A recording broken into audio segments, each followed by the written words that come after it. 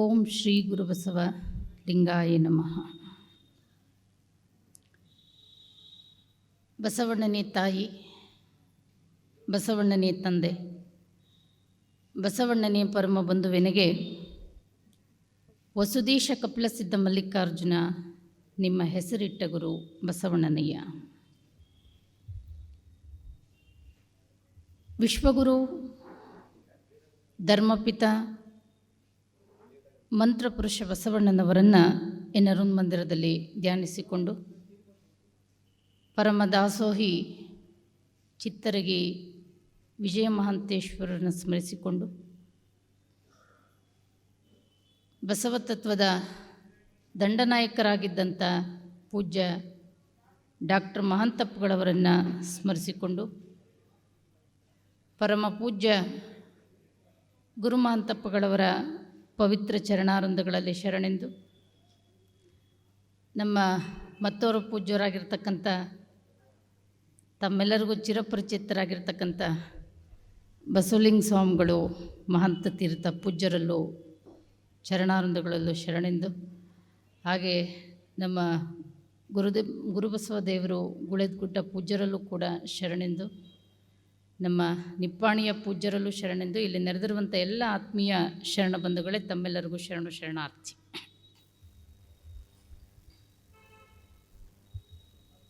ಬಸವಣ್ಣನವರು ಮಂಗಳವೇಳೆಗೆ ಬಂದು ಪ್ರಾರಂಭದಲ್ಲಿ ಕರಣಿಕ ಕಾಯಕವನ್ನು ಸ್ವೀಕಾರ ಮಾಡ್ತಾರೆ. ಕರಣಿಕ ಕಾಯಕ ಮಾಡ್ತಾ ಇದ್ದಂಥ ಒಂದು ಸಮಯದಲ್ಲಿ ಬಿಜ್ಜಳನ ಒಂದು ಮಾರುವೇಷದಲ್ಲಿ ಬಂದಾಗ ಬಸವಣ್ಣನವರ ಒಂದು ವ್ಯಕ್ತಿತ್ವವನ್ನು ಕಂಡು ಅವರಿನ್ನೂ ಬಸವಣ್ಣನ ಬಗ್ಗೆ ಅತ್ಯಂತ ಅವರ ವ್ಯಕ್ತಿತ್ವ, ಅವರ ಗುಣ ಅದಕ್ಕೆ ಮಾರು ಹೋಗ್ತಾನೆ ಬಿಜ್ಜಳ ಮಹಾರಾಜ. ಮುಂದೆ ಕಲ್ಯಾಣದಲ್ಲಿ ಚಾಲುಕ್ಯ ಅರಸ ತೈಲಪ ಮಹಾರಾಜ ಅಂತ ಆಳ್ವಿಕೆ ಮಾಡ್ತಾ ಇದ್ದ. ತೈಲಪನ ಇದ್ದಂಥ ಒಂದು ರಾಜನ ಮಗಳ ಮಗ ಬಿಜ್ಜಳ ಮಹಾರಾಜ. ಮಗಳನ್ನು ಕಲಚೂರಿ ವಂಶಕ್ಕೆ ಕೊಟ್ಟಿತ್ತು ಮಂಗಳವೇಳೆಗೆ. ಮಗನ ಮಗ ತೈಲಪ ಮಹಾರಾಜ. ಆ ಚಾಲುಕ್ಯ ಅರಸನಾಗಿರ್ತಕ್ಕಂಥ ತೈಲಪ ಮಹಾರಾಜ ಸ್ವಲ್ಪ ವಿಲಾಸಿಯಾಗಿದ್ದ. ಒಂದಿಷ್ಟು ಹೆಣ್ಣು ಹೆಂಡ ಇಂಥದ್ರಲ್ಲಿ ಒಂದಿಷ್ಟು ಮಗ್ನನಾಗ್ತಾ ಇದ್ದ. ಅವನ ಒಂದು ದುರ್ಬಲ ಗುಣವನ್ನು ನೋಡಿ ಅಕ್ಕಪಕ್ಕದ ರಾಜರು ಹಗಲೆಲ್ಲ ದಂಡೆತ್ತಿ ಬರ್ತಾಯಿದ್ರು. ಅವರ ದಂಡೆತ್ತಿ ಬಂದಾಗಲೆಲ್ಲ ಬಿಜ್ಜಳನನ್ನು ಕರೆಸ್ಕೊಳ್ತಾ ಇದ್ದ ಇವ. ಯಾರು? ತೈಲಪ ಮಹಾರಾಜ.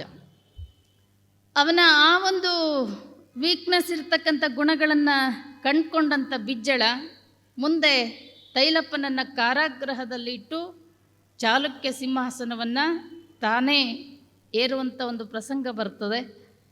ನಂತರ ತನಗೆ ಬೇಕಾಗಿರ್ತಕ್ಕಂಥವ್ರನ್ನೆಲ್ಲರನ್ನು ಕೂಡ ಮಂಗಳವೇಳೆಯಿಂದ ಕಲ್ಯಾಣಕ್ಕೆ ಕರೆಸ್ಕೊಳ್ತಾನೆ. ಕರಣಿಕ ಕಾಯಕವನ್ನು ಸ್ವೀಕಾರ ಮಾಡ್ತಾ ಇದ್ದಂಥ ಬಸವಣ್ಣನವರು ಅಲ್ಲಿ ಬಿಜ್ಜಳನಿಗೆ ಒಂದು ಲಿಪಿ ಸಿಗ್ತದೆ ಅಂತ ಬರ್ತದೆ. ಒಂದು ಲಿಪಿ ಸಿಗ್ತದೆ. ಬಹಳ ಕುತೂಹಲದಿಂದ ಆತ ನೋಡ್ತಾನೆ ಏನಿದು ಅಂತ. ಅದರಲ್ಲಿ ಇರ್ತಕ್ಕಂಥ ಅಕ್ಷರಗಳು ಸ್ವಲ್ಪನೂ ಅರ್ಥ ಆಗೋದಿಲ್ಲ. ಆಗ ಅದನ್ನು ವಿದ್ವತ್ ಸಭೆ ಮುಂದೆ ತಂದು ಇಡ್ತಾನೆ. ತಂದಿಟ್ಟು ಹೇಳ್ತಾನೆ, ನಾನು ಇವತ್ತು ವಿಶೇಷವಾಗಿರ್ತಕ್ಕಂಥ ಒಂದು ಲಿಪಿ ಸಿಕ್ಕದೆ. ಬಹಳ ಕುತೂಹಲದಿಂದ, ಅದು ಬಂಗಾರದ ಪಟ, ಅದರಲ್ಲಿ ಬರೆದಿರ್ತಕ್ಕಂಥದ್ದು. ಬಹಳ ಕುತೂಹಲದಿಂದ ನೋಡಿದೆ. ನನಗೆ ಅದರಲ್ಲಿರ್ತಕ್ಕಂಥ ಅಕ್ಷರಗಳು ಸ್ವಲ್ಪನೂ ಅರ್ಥ ಆಗಲಿಲ್ಲ. ಸಾಕಷ್ಟು ಜನ ವಿದ್ವಾಂಸರಿದ್ದರು, ಪಂಡಿತರಿದ್ದರು. ಯಾರಾದರೂ ನೋಡ್ರಿ ಅಂತೇಳ್ಬಿಟ್ಟು ಹೇಳಿದಾಗ ಎಲ್ಲರೂ ಒಬ್ಬೊಬ್ಬರೇ ಅದನ್ನು ಓದಲಿಕ್ಕೆ ಪ್ರಯತ್ನ ಪಡ್ತಾರೆ. ಯಾರಿಂದಲೂ ಅದನ್ನು ಓದಲಿಕ್ಕೆ ಆಗೋದಿಲ್ಲ.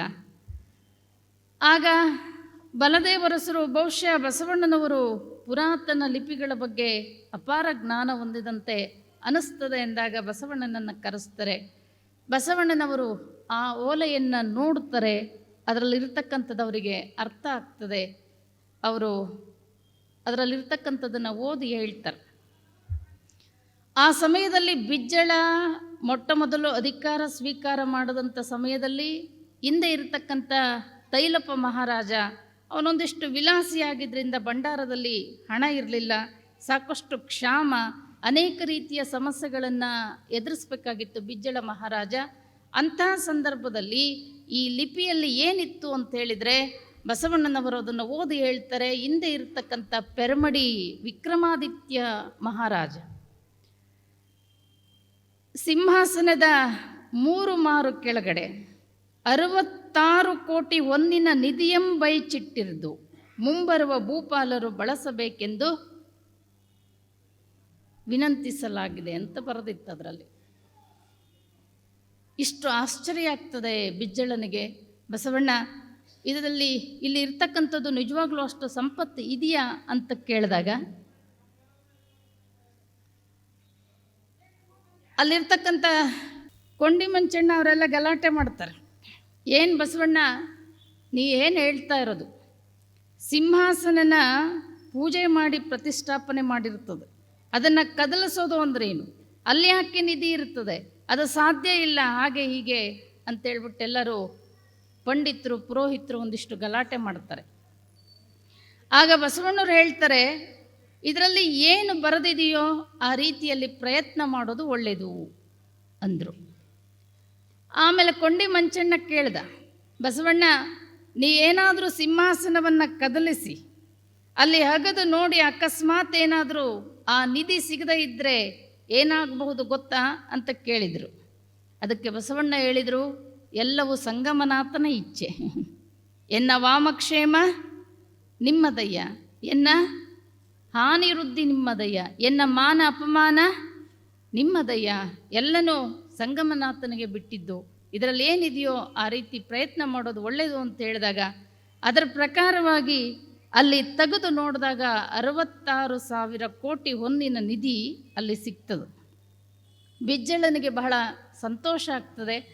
ಸಂತೋಷ ಆಗಿ ಬಿಜ್ಜಳ ಮಹಾರಾಜ ಬಸವಣ್ಣನಿಗೆ ಹೇಳ್ತಾರೆ, ನಿಮ್ಮಿಂದ ಭಂಡಾರಕ್ಕೆ ಆದ ಉಪಕಾರ ಅಪಾರ. ಇದರಲ್ಲಿರ್ತಕ್ಕಂಥ 1,001 ನಾಣ್ಯವನ್ನು ತಾವು ಇದರಲ್ಲಿ ಸ್ವೀಕಾರ ಮಾಡಬೇಕು ಅಂತ ಕೇಳಿದರು. ನಾವ್ಯಾರು ಹೋದ್ರೆ ಏನು ಮಾಡ್ತಿದ್ವಿ? ಬರೀ 1,001 5,000 ಕೊಡ್ರಿ ಅಥವಾ? ಆದರೆ ಬಸವಣ್ಣವ್ರು ಹೇಳ್ತಾರೆ, ಮಹಾರಾಜ ಕೊಡಲಿಕ್ಕೆ ತಮಗೂ ಅಧಿಕಾರ ಇಲ್ಲ, ತಗೊಳ್ಳೋಕ್ಕೆ ನನಗೂ ಅಧಿಕಾರ ಇಲ್ಲ. ಅದು ಹೇಗೆ ಬಿಜ್ಜಳನಿಗೆ ಆಶ್ಚರ್ಯ ಆಗ್ತದೆ. ಆಗ ಬಸವಣ್ಣವ್ರು ಹೇಳ್ತಾರೆ, ಇದನ್ನು ಸಂಪಾದನೆ ಮಾಡಿದವರು ವಿಕ್ರಮಾದಿತ್ಯ ಪ್ರಭುಗಳು, ಇದನ್ನು ಸಂಪಾದನೆ ಮಾಡಿದವರು ವಿಕ್ರಮಾದಿತ್ಯ ಪ್ರಭುಗಳು. ನೀವು ಈ ನಿಧಿಯ ರಕ್ಷಕರು, ನಾವು ಯೋಜಕರು. ಇದನ್ನು ಯಾವ ರೀತಿ ಬಳಸಬಹುದು ಅಂತಕ್ಕಂಥದ್ದನ್ನು, ಪ್ರಜೆಗಳಿಗೆ ಪ್ರಾಮಾಣಿಕವಾಗಿ ಯಾವ ರೀತಿ ಮುಟ್ಟಿಸ್ಬೋದು ಅದನ್ನು ಯೋಜನೆ ಆಗ್ತಕ್ಕಂಥವ್ರು ನಾವು. ಇದನ್ನು ರಕ್ಷಕರು ನೀವು. ಕೊಡೋಕ್ಕೆ ನಿಮಗೂ ಅಧಿಕಾರ ಇಲ್ಲ, ತಗೊಳ್ಳೋಕ್ಕೆ ನನಗೂ ಅಧಿಕಾರ ಇಲ್ಲ ಅಂತಾರೆ. ಈ ಬಸವಣ್ಣನ ಗುಣ, ಅವರ ವ್ಯಕ್ತಿತ್ವ ದಿನದಿನಕ್ಕೂ ಕೂಡ ವ್ಯಕ್ತಿತ್ವ ವೃದ್ಧಿ ಆಗ್ತಾ ಹೋಗ್ತದೆ. ಮುಂದೆ ಬಿಜ್ಜಳನ ಪ್ರಧಾನಮಂತ್ರಿಯಾಗಿರ್ತಕ್ಕಂಥ ಬಲದೇವರಸರು ಲಿಂಗೈಕ್ಯರಾಗ್ತಾರೆ. ಆ ಸ್ಥಾನಕ್ಕೆ ಬಸವಣ್ಣನವರೇ ಯೋಗ್ಯ ಅಂಥೇಳಿ ಬಸವಣ್ಣನವರನ್ನು ಪ್ರಧಾನಮಂತ್ರಿಯಾಗಿ ಮಾಡ್ತಾ ಇದ್ದಾರೆ. ಬಸವಣ್ಣ ಪ್ರಧಾನಮಂತ್ರಿ ಆದಾಗ ಒಂದು ಪ್ರತಿಜ್ಞೆಯನ್ನು ಮಾಡ್ತಾರೆ, ಅನ್ನದೊಳಗೊಂದಗುಳ, ವಸ್ತ್ರದೊಳಗೊಂದೆಳೆಯ, ಹೊನ್ನಿನೊಳಗೊಂದೊರೆಯ, ಇಂದಿಗಿರಲಿ ನಾಳಿಗಿರಲಿ ಎಂದು ಸಂಗ್ರಹಿಸುವುದಿಲ್ಲ. ಹೊತ್ತಾರೆ ಎದ್ದು ಎನ್ನ ಮಡದಿ ಮಕ್ಕಳ ಸುಖಕ್ಕೆ ಕುದಿಯದೆ ಪ್ರಜೆಗಳ ಹಿತಚಿಂತನೆ ಮಾಡುವೆ. ಇವತ್ತಿನ ನಮ್ಮ ರಾಜಕಾರಣಿಗಳಿಗೂ ಕೂಡ ಬಸವಣ್ಣನವರ ಅನ್ನದೊಳಗೊಂದಗುಳ, ಅನ್ನದೊಳಗೊಂದಗುಳು, ವಸ್ತ್ರದೊಳಗೊಂದು ಎಳೆಯ, ಹೊನ್ನಿನೊಳಗೊಂದೊರೆಯ, ಇಂದಿಗಿರಲಿ ನಾಳೆಗಿರಲಿ ಎಂದು ಸಂಗ್ರಹಿಸುವುದಿಲ್ಲ. ಹೊತ್ತಾರೆ ಎದ್ದು ಎನ್ನ ಮಡದಿ ಮಕ್ಕಳ ಸುಖಕ್ಕೆ ಕುದಿಯದೆ ಪ್ರಜೆಗಳ ಹಿತಚಿಂತನೆ ಮಾಡುವೆ. ಬಸವಣ್ಣನವರು ಪ್ರಧಾನಮಂತ್ರಿಯಾದ ನಂತರ, ಅವರು ಪ್ರಧಾನಮಂತ್ರಿ ಆಗಿದ್ದೇ ಸಮಾಜದಲ್ಲಿ ಬದಲಾವಣೆಯನ್ನು ತರಲಿಕ್ಕೋಸ್ಕರ. ಏನು ಒಂದು ಸಮಾಜದಲ್ಲಿ ತಾರತಮ್ಯಗಳಿತ್ತು, ಭೇದ ಭಾವಗಳಿತ್ತು, ಎಲ್ಲರಿಗೂ ಎಲ್ಲ ರೀತಿಯ ಹಕ್ಕು ಬಾಧ್ಯತೆಗಳು ಎಲ್ಲರಿಗೂ ಸಿಗ್ತಿರಲಿಲ್ಲ. ಎಲ್ಲರಿಗೂ ಸಿಗಬೇಕು, ಎಲ್ಲರೂ ಪರಿಪೂರ್ಣರಾಗಬೇಕು, ಮಾನವರೆಲ್ಲರೂ ಒಂದೇ, ಅದು ಬಸವಣ್ಣನ ತತ್ವ. ಹಾಗಾಗಿ ಬಸವಣ್ಣನವರು ಪ್ರಧಾನಮಂತ್ರಿಯಾದ ನಂತರ ಯಾರಿಗೆ ದೇವರು ಬೇಕು ಎಲ್ಲರಿಗೂ ಲಿಂಗವನ್ನು ಕಟ್ಟಿದರು. ಎಲ್ಲ ಲಿಂಗ ದೀಕ್ಷೆ ಆದ ನಂತರ ಅವರೆಲ್ಲರೂ ಕೂತು ಒಂದಿಷ್ಟು ಅವರ ಚಿಂತನ ಮಂಥನ ಆ ಒಂದು ಇದನ್ನು ನಡೆಸಲಿಕ್ಕೋಸ್ಕರ ಅನುಭವ ಮಂಟಪವನ್ನು ಕಟ್ಟಿದರು. ಆ ಅನುಭವ ಮಂಟಪಕ್ಕೆ ಎಲ್ಲರಿಗೂ ಮುಕ್ತವಾದ ಒಂದು ಸ್ವಾತಂತ್ರ್ಯವನ್ನು ಕೊಟ್ಟರು. ಇಂಥವ್ರು ಹೋಗಬೇಕು, ಇಂಥವ್ರು ಹೋಗಬಾರ್ದು ಅಂತಿರಲಿಲ್ಲ. ಯಾವುದೇ ರೀತಿಯ ವರ್ಗಭೇದ, ವರ್ಣಭೇದ, ಅಂತಸ್ತು ಭೇದ, ಲಿಂಗಭೇದ, ತಾರತಮ್ಯಗಳು, ಕಲಿತವರು ಕಲಿದೇ ಇದ್ದವರು, ಪುರುಷ ಸ್ತ್ರೀ, ಯಾವುದೇ ರೀತಿಯ ಭೇದ ಭಾವಗಳಿಲ್ಲದೆ ಆ ಅನುಭವ ಮಂಟಪ ಹೇಗಿತ್ತು ಅಂದರೆ ಒಂದು ಓಪನ್ ಯೂನಿವರ್ಸಿಟಿ ಇದ್ದ ಹಾಗೆ, ಯಾರು ಬೇಕಾದರೂ ಹೋಗಬಹುದು. ಅಲ್ಲಿ ಎಲ್ಲರಿಗೂ ಅವಕಾಶ ಇತ್ತು. ಬಸವಣ್ಣ ಕಟ್ಟಿದ ಒಂದು ಧರ್ಮದಲ್ಲಿ ಎಲ್ಲರಿಗೂ ಎಲ್ಲ ರೀತಿಯಲ್ಲೂ ಅವಕಾಶ ಇತ್ತು. ಇವತ್ತು ಬುದ್ಧನ ಧರ್ಮದಲ್ಲಿ ಅವರ ಸ್ವೀಕಾರ ಮಾಡಲಿಕ್ಕೆ ಬಂದವರೆಲ್ಲರೂ ಕೂಡ ಸಂಸಾರವನ್ನು ಬಿಟ್ಟು ಸನ್ಯಾಸಿಗಳೇ ಆಗಬೇಕಾಗಿತ್ತು. ಆದರೆ ಬಸವಣ್ಣನವರ ತತ್ವ ಹಾಗಲ್ಲ. ಬದುಕು ಎಲ್ಲ ಅನುಭವವನ್ನು ನಮ್ಮ ಶರಣರು ಅನುಭವಿಸಬೇಕು ಅಂತಕ್ಕಂಥದ್ದು ಬಸವಣ್ಣನವರ ತತ್ವ. ಇಂದ್ರಿಯ ನಿಗ್ರಹವ ಮಾಡಿದಡೆ ಹೊಂದುವವು ದೋಷಗಳು, ಮುಂದೆ ಬಂದು ಕಾಡುವು ಪಂಚೇಂದ್ರಿಯಗಳು. ಆ ಸನ್ಯಾಸಿ ಅಥವಾ ಸಂಸಾರಿ ಅಂತಿಲ್ಲ. ಅವ್ರಿಗಿಷ್ಟ ಬಂದರೆ ಮದುವೆನೂ ಆಗಬಹುದು, ಬೇಡ ಅಂದರೆ ಸನ್ಯಾಸಿಗಳು ಆಗಬಹುದು. ಬಸವಣ್ಣ ಕಟ್ಟಿದ ರಾಜ್ಯ, ಆ ಬಸವಣ್ಣನ ಒಂದು ತತ್ವವನ್ನು, ಸಿದ್ಧಾಂತವನ್ನು ಕಂಡುಕೊಂಡಂಥ ಶರಣರು ಇಡೀ ದೇಶದ ತುಂಬ, ಕಾಶ್ಮೀರದಿಂದ ಕನ್ಯಾಕುಮಾರಿವರೆಗಿನ ಜನ, ಅಫ್ಘಾನಿಸ್ತಾನದಿಂದ ಬೆಂಗಾಲದವರೆಗಿನ ಜನ ಕಲ್ಯಾಣವನ್ನು ಹುಡುಕೊಂಡು ಬರ್ತಾ ಇದ್ದಾರೆ. ಅಲ್ಲಿ ಎಲ್ಲರಿಗೂ ಅವಕಾಶವನ್ನು ಕೊಟ್ಟರು ಬಸವಣ್ಣನವರು. ಅಲ್ಲಿ ಎಂಥ ಪಾಪವನ್ನು ಮಾಡಿದವನೇ ಆಗಿರಬಹುದು, ಎಷ್ಟೇ ಅವನ ಓರೆಕೋರೆಗಳು, ಏನೇ ತಪ್ಪುಗಳಿದ್ದರೂ ಕೂಡ ಅಲ್ಲಿ ಎಂಥ ಒಂದು ಬಸವಣ್ಣನವರ ಮಾತೃ ಹೃದಯ ಇತ್ತು ಅಂತ ಹೇಳಿದರೆ, ಬಹುಶಃ ಬಸವಣ್ಣನನ್ನು ಜಗತ್ತಿನಲ್ಲಿ ಯಾವ ಪ್ರವಾದಿಗೂ ಬಸವಣ್ಣನನ್ನು ಹೋಲಿಕೆ ಮಾಡಲಿಕ್ಕೆ ಸಾಧ್ಯ ಇಲ್ಲ. ಬೌದ್ಧ ಧರ್ಮದಲ್ಲಿ ಮತ್ತೊಬ್ಬ ಬುದ್ಧನನ್ನು ಕಾಣಲಿಕ್ಕೆ ಸಾಧ್ಯ ಇಲ್ಲ. ಕ್ರೈಸ್ತ ಧರ್ಮದಲ್ಲಿ ಮತ್ತೊಬ್ಬ ಯೇಸು ಕ್ರಿಸ್ತನನ್ನು ನೋಡಲಿಕ್ಕೆ ಸಾಧ್ಯ ಇಲ್ಲ. ಮೊಹಮ್ಮದೀಯ ಧರ್ಮದಲ್ಲಿ ಮತ್ತೊಬ್ಬ ಬುದ್ಧನನ್ನು ನೋಡಲಿಕ್ಕೆ ಸಾಧ್ಯ ಇಲ್ಲ. ಆದರೆ ಬಸವಣ್ಣನ ಧರ್ಮದಲ್ಲಿ ಬಸವಣ್ಣನವರಷ್ಟೇ ಎತ್ತರಕ್ಕೆ ಹತ್ತದವರು ಸಾಕಷ್ಟು ಜನ ಶರಣರು ಅದರಲ್ಲಿ ನೋಡ್ತೀವಿ. ಎಲ್ಲರಿಗೂ ಎಲ್ಲ ರೀತಿಯ ಅವಕಾಶಗಳನ್ನು ಬಸವಣ್ಣನವರು ಕೊಟ್ಟರು. ಏನೇ ತಪ್ಪು ಮಾಡಿ ಬಂದಿರಬಹುದು ಆತ, ಅವನನ್ನು ಅದೆಷ್ಟು ಚೆನ್ನಾಗಿ ಬಸವಣ್ಣನವರು ಹಿಂಬಿಟ್ಕೊಂಡ್ರು ಅವ್ರನ್ನ ಅಂತೇಳಿದರೆ, ಎಲವೋ ಎಲವೋ ಪಾಪಕರ್ಮವ ಮಾಡಿದವನೇ, ಎಲವೋ ಎಲವೋ ಬ್ರಹ್ಮಹತ್ಯವ ಮಾಡಿದವನೇ, ಒಮ್ಮೆ ಶರಣೆನ್ನೆಲವೋ. ಒಮ್ಮೆ ಶರಣೆಂದರೆ ಸರ್ವ ಪಾಪಗಳು ಓಡುವು, ಸರ್ವ ಪ್ರಾಯಶ್ಚಿತ್ತಕ್ಕೆ ಒನ್ನ ಪರ್ವತಂಗಳಾದರೂ ಸಾಲವು. ಓರ್ವಂಗೆ ಶರಣೆನ್ನು ಕೂಡಲ ಸಂಗಮ ದೇವಂಗೆ. ಎಲ್ಲರಿಗೂ ಸ್ವಾಗತವನ್ನು ಮಾಡಿದರು. ಆಮೇಲೆ ಯಾರು ಎಷ್ಟೇ ತಪ್ಪುಗಳನ್ನು ಮಾಡಿದರೂ ಕೂಡ ಬಸವಣ್ಣನ ಒಂದು ಇದು ಹೇಗಿತ್ತು ಅಂದರೆ, ಅದು ಕೇವಲ ಒಂದು ವ್ಯಕ್ತಿ ಆಗಿರಲಿಲ್ಲ. ಬಸವಣ್ಣ ಅಂದರೆ ಒಂದು ಶಕ್ತಿ. ಅದಕ್ಕೆ ಬಸವಣ್ಣನ ಜೀವನವನ್ನು ಕುರಿತು ಬರಿಬೇಕಾದ್ರೆ ಪ್ರಾರಂಭದಲ್ಲಿ ವಿರೂಪಾಕ್ಷ ಪಂಡಿತ ಬಸವಣ್ಣನ ಜೀವನವನ್ನು ಬರಿಬೇಕಾದ್ರೆ ಬರೀತಾನೆ. ಪಶುವೆನಿಸದ ಅಮಲ ಸುರದೇನು, ಮರವೆಂದೆನಿಸದಸಮ ಕಲ್ಪವೃಕ್ಷ, ಕಲ್ಲೆನಿಸಿಕೊಳ್ಳದಿಹ ಮಿಸುಪ ಚಿಂತಾರತ್ನ, ಕಣಿ ಎನಿಸಿಕೊಳ್ಳದಿಹ ಮಹಾಪರುಷ, ತೃಣವೆನಿಸಿಕೊಳ್ಳದಿಹ ಹೊಸ ಮರುಜವಣಿ, ಮನಂ ನುಡಿ ನೋಟ ಕೈಗಳೆಸೆಬುತ್ತಿಹ ಪಂಚಪರುಷವಾಗಿ ರಂಜಿಸುವ ಬಸವ ದಂಡಾಧೀಶ ಶರಣು ಮತ್ಪ್ರಾಣೇಶ ಭವನಾಶ ಭಕ್ತಿಕೋಶ. ಪಶುವೆನಿಸದ ಅಮಲ ಸುರದೇನು. ಸುರದೇನು ಅಂದರೆ ಕಾಮಧೇನು. ಸುರದೇನು ಅಂದರೆ ಕಾಮಧೇನು. ಕಾಮಧೇನು ಒಂದು ಆಕಳ, ಕಾಮಧೇನು ಒಂದು ಆಕಳ. ಆದರೆ ನಾವು ನೀವು ನೋಡುವಂಥ ಆಕಳಗಳ ಜೊತೆ ಕಾಮಧೇನುವನ್ನು ಹೋಲಿಕೆ ಮಾಡಲಿಕ್ಕೆ ಸಾಧ್ಯ ಏನೋ ಇಲ್ಲ. ಪಶುವೆನಿಸದ ಅಮಲ ಸುರದೇನು. ಮರವೆಂದೆನಿಸದಸಮ ಕಲ್ಪವೃಕ್ಷ. ಕಲ್ಪವೃಕ್ಷ ಒಂದು ಮರ, ಆದರೆ ನಾವು ನೀವು ನೋಡುವಂಥ ಮರಗಳ ಜೊತೆಗೆ ಅದನ್ನು ಹೋಲಿಕೆ ಮಾಡಲಿಕ್ಕೆ ಬರೋದಿಲ್ಲ. ಚಿಂತಾಮಣಿ ಒಂದು ಕಲ್ಲು, ಆದರೆ ನಾವು ನೋಡುವಂಥ ಕಲ್ಲುಗಳ ಜೊತೆ ಚಿಂತಾಮಣಿಯನ್ನು ಹೋಲಿಕೆ ಮಾಡಲಿಕ್ಕೆ ಬರೋದಿಲ್ಲ. ಪುರುಷ ಒಂದು ರೀತಿಯ ಲೋಹ, ಧಾತು, ಒಂದು ಕಬ್ಬಿಣದಂಥ ವಸ್ತು ಅಂದ ಮಾತ್ರಕ್ಕೆ ನಾವು ನೋಡುವಂಥ ಕಬ್ಬಿಣಗಳ ಜೊತೆ ಪುರುಷನ ಹೋಲಿಕೆ ಮಾಡಲಿಕ್ಕೆ ಬರೋದಿಲ್ಲ. ಹಾಗೆ ಸಂಜೀವಿನಿ ಒಂದು ಬೇರು, ಆದರೆ ನಾವು ನೋಡುವಂಥ ಬೇರುಗಳ ಜೊತೆ ಸಂಜೀವಿನಿಯನ್ನು ಹೋಲಿಕೆ ಮಾಡಲಿಕ್ಕೆ ಬರೋದಿಲ್ಲ. ಹಾಗೆ ಬಸವಣ್ಣ ಒಬ್ಬ ಮನುಷ್ಯ ಅಂದ ಮಾತ್ರಕ್ಕೆ ನಾವು ನೋಡುವಂಥ ಎಲ್ಲ ಮನುಷ್ಯರ ಜೊತೆ ಬಸವಣ್ಣನನ್ನು ಹೋಲಿಕೆ ಮಾಡಲಿಕ್ಕೆ ಸಾಧ್ಯ ಇಲ್ಲ. ಅವರ ನಡೆ ಪುರುಷ, ನುಡಿ ಪುರುಷ, ದೃಷ್ಟಿ ಪುರುಷ, ಹಸ್ತಪುರುಷ, ಮನಪುರುಷ, ಭಾವಪುರುಷ. ಅವರ ವ್ಯಕ್ತಿತ್ವ ಹೇಗಿತ್ತು ಅಂದರೆ, ಒಂದು ಬಸವಣ್ಣವ್ರ ಪವಾಡಗಳಲ್ಲಿ ಬದನೆಕಾಯಿ ಲಿಂಗವಾದ ಪವಾಡ ಅಂತ ಬರೀತಾರೆ, ನೀವೆಲ್ಲ ಕೇಳಿರ್ಬೇಕು. ಒಂದು ಸತಿ ಹೀಗೆ ಬಸವಣ್ಣನವರು ಬಹಳ ಬೋಳೆ ಸ್ವಭಾವದವರು, ಹೇಗೆ ಬೇಕಾದರೂ ಮೋಸ ಮಾಡಬಹುದು ಅಂತ ತಿಳ್ಕೊಂಡಿದ್ರು ಕೆಲವರು. ಆದರೆ ಮಹಾತ್ಮರು ಬೋಳೆ ಹೋದಂಗೆ ನಟಿಸ್ತಾರೆ, ಬೋಳೆ ಹೋಗಿರೋದಿಲ್ಲ. ಅವರು ಸಮಾಜದಲ್ಲಿ ಒಂದಿಷ್ಟು ಬದಲಾವಣೆ ತರಬೇಕಾಗಿರುತ್ತೆ, ಹಾಗಂದು ಮಾತ್ರಕ್ಕೆ ನಾವು ಅವರು ಬೋಳೆ ಹೋಗಿದ್ದಾರೆ ಅಂತ ತಿಳ್ಕೊಳ್ಳೋದಲ್ಲ. ಒಂದಿಷ್ಟು ಜನ ನಾಸ್ತಿಕರಿದ್ದರು. ಅಲ್ಲಿ ಕಂಪಲ್ಸರಿ ಮಹಾಮನೆಗೆ ಹೋಗಿ ಪ್ರಸಾದ ಮಾಡಬೇಕಾದ್ರೆ ಕೊರಳಲ್ಲಿ ಲಿಂಗ, ಹಣೆ ಮೇಲೆ ವಿಭೂತಿ ಇರಬೇಕಾಗಿತ್ತು. ಇವರಿಗೆ ಪ್ರಸಾದ ಬೇಕಿತ್ತು, ಲಿಂಗ ಬೇಕಿರಲಿಲ್ಲ. ಆದರೆ ಏನು ಮಾಡೋದು, ಕಂಪಲ್ಸರಿ ಅಲ್ಲಿದ್ದರೆ ಮಾತ್ರ ಒಳಗಡೆ ಬಿಡ್ತಾರೆ. ದಾರಿಲಿ ಬರಬೇಕಾದ್ರೆ ಒಂದು ಹೊಲ ಇತ್ತು, ಆ ಹೊಲದಲ್ಲಿ ಬದನೆಕಾಯಿ ಬೆಳೆದಿದ್ರು. ಒಂದು ಸಣ್ಣ ಸಣ್ಣ ಬದನೆಕಾಯಿಯನ್ನು ಕಿತ್ಕೊಂಡು ಕೊರಳಲ್ಲಿ ಕಟ್ಕೊಂಡು ಬಂದ್ರಿ ಇಲ್ಲಿ ಪ್ರಸಾದಕ್ಕೆ. ಎಲ್ಲಿಗೆ? ಮಹಾಮನೆಗೆ. ಎಲ್ಲರೂ ಕೂತ್ಕೊಂಡಿದ್ರು. ಬಸವಣ್ಣವರು ಬಂದರು. ಬಸವಣ್ಣವರು ನೋಡಿದರು, ಸೂಕ್ಷ್ಮವಾಗಿ ಗೊತ್ತಾಯಿತು. ಬಸವಣ್ಣವ್ರು ಹೇಳಿದರು, ಇವತ್ತೆಲ್ಲರೂ ಸಾಮೂಹಿಕವಾಗಿ ಲಿಂಗ ಪೂಜೆಯನ್ನು ಮಾಡಿ ನಾವು ಪ್ರಸಾದ ಮಾಡೋಣ. ಸಹಜ ಶಿವಯೋಗ ಅಪ್ಪರು ಮಾಡಿಸ್ತಾರಲ್ಲ, ಸಹಜ ಶಿವಯೋಗವನ್ನು, ಸಾಮೂಹಿಕ ಲಿಂಗಾರ್ಚನೆಯನ್ನು ಮಾಡಿ ಪ್ರಸಾದ ಮಾಡೋಣ. ಆಯಿತು, ಎಲ್ಲರೂ ಲಿಂಗ ಕಟ್ಕೊಂಡು ಬಂದಿದ್ರು, ತೆಗೆದ್ರು ಎಲ್ಲರೂ ಲಿಂಗನ. ಇವರು ಬದನೆಕಾಯಿ ಕಟ್ಕೊಂಡು ಬಂದಿದ್ರಲ್ಲ,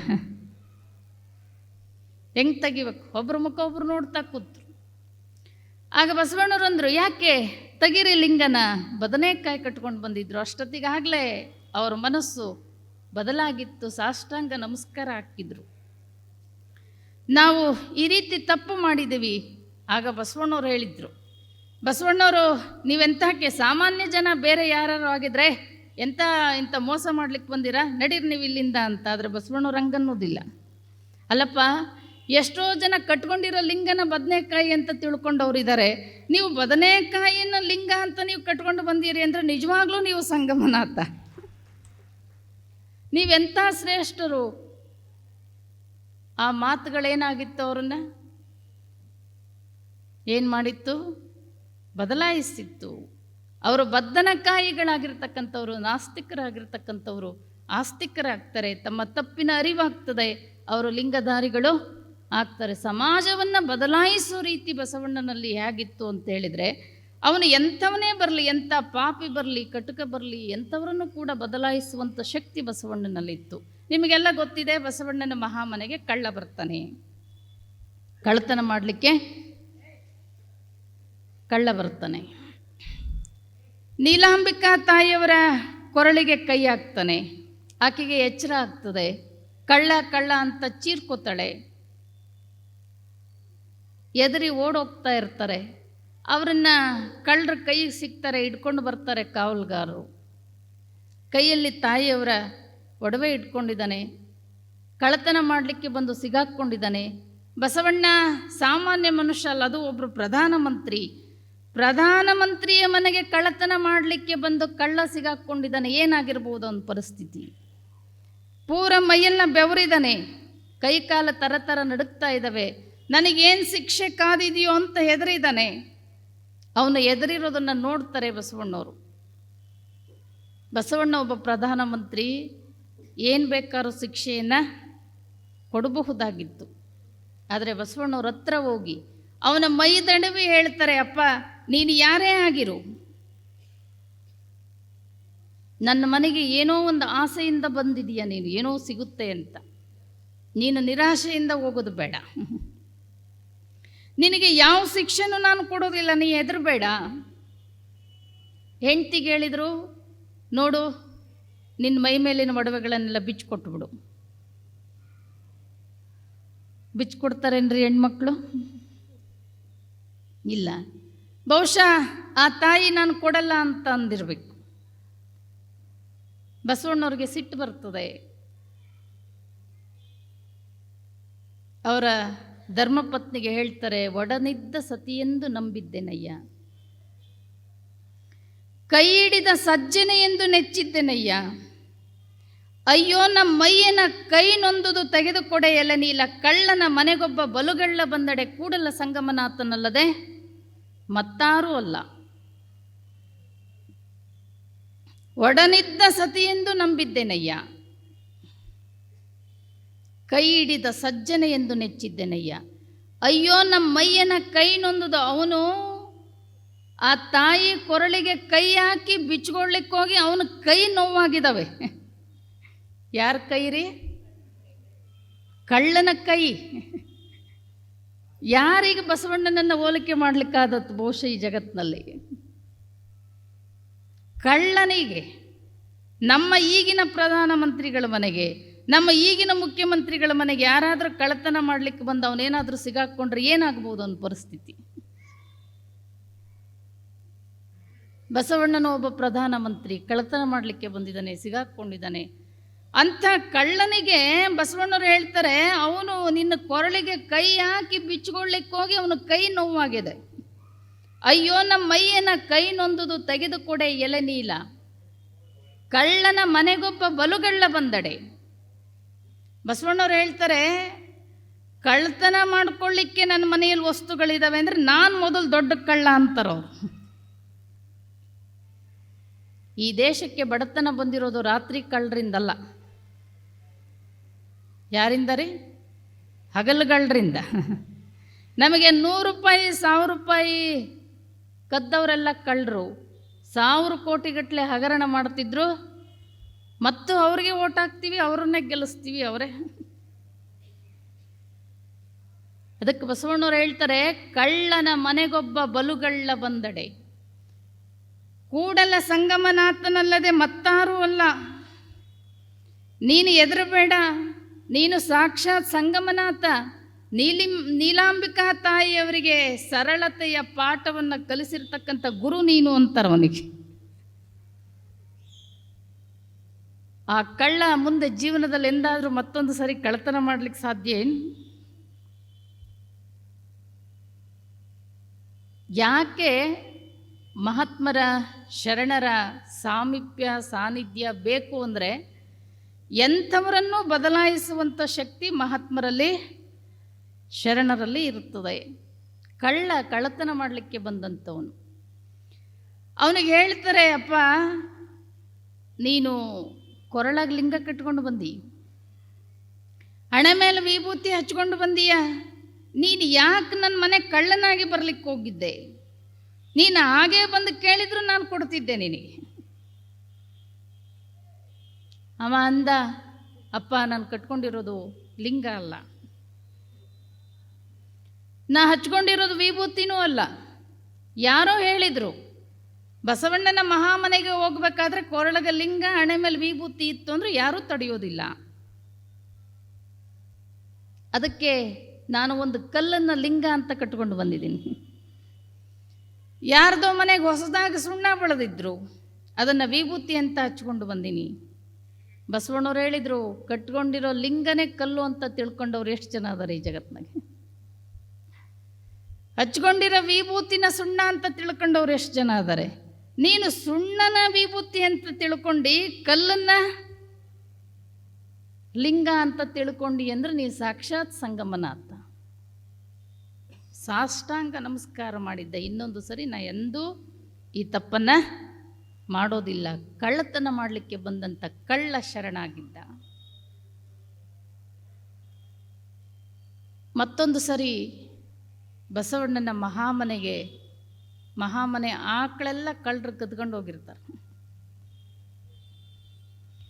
ಆ ಗೋವಾಳಿಗರು ಓಡಿ ಬಂದು ಗಾಬರಿಯಾಗಿ ಹೇಳ್ತಾ ಇರಬೇಕಾದ್ರೆ ಬಸವಣ್ಣವ್ರು ಹೇಳ್ತಾರೆ, ಆಕಳ ಕಳ್ಳರು ಕದ್ವೈದರೆನ್ನದಿರಿಂಬೋ, ಬೊಬ್ಬಿಡದಿರಿಂಬೋ, ಅಲ್ಲಿ ಉಂಬಡೆ ಸಂಘ ಇಲ್ಲಿ ಉಂಬಡೆ ಸಂಘ. ಆಕಳ ಕಳ್ಳರು ಕದ್ದು ತಗೊಂಡೋದ್ರು ಅಂತ ಅನ್ಬೇಡ್ರಿ.